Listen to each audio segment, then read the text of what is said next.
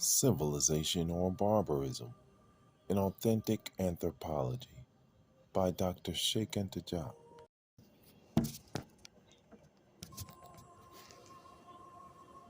Now a sphere inscribed in a right cylinder of a height of equal to diameter of the sphere is the same figure that Archimedes chose as his epitaph, considering that this is his best discovery. Thus, Archimedes did not even have the excuse of an honest scholar who would rediscover an established theorem without knowing that it had been discovered 2,000 years before him by his Egyptian predecessors.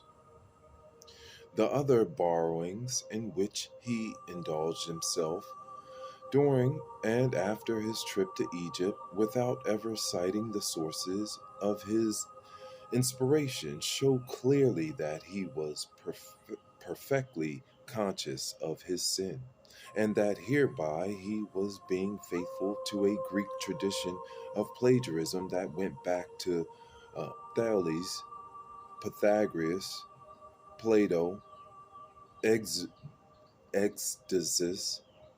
Anapides, Aristotle, etc., which the testimonies of Herodotus and Diodorus of Sicily reveal to us in part.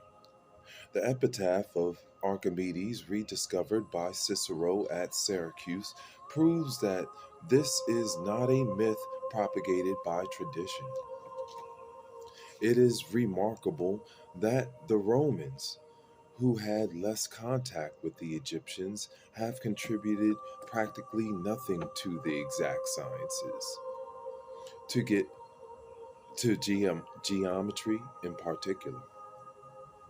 Therefore, the scientific acquisition anterior to the ancient Egyptians are for the most part implicated in the books of Archimedes entitled On the Sphere and the Cylinder, On the Measurement of a Circle, to name just a few. In fact, Archimedes, in the latter book, in calculating the value of pi equals 3.14, did not make any reference to the very close value of pi equal 3.16 found by the Egyptians 2,000 years before him. He did not suspect that an Egyptian papyrus would accidentally reveal the truth to posterity. As a matter of fact, Archimedes does not explicitly calculate the value of 3.1416.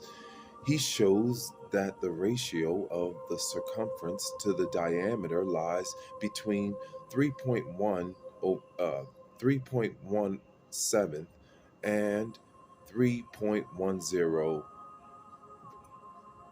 1071. 10 over 71. We will see that the best approximation found by the Babylonians was 3, a whole number, or else 3.8.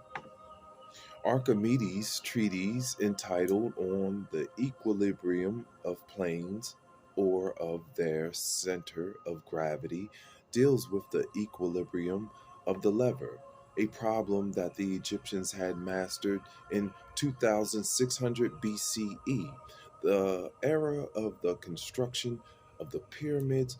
We'll pause there and continue back. Civilization or barbarism? I'm Uriel. Hi, Scott.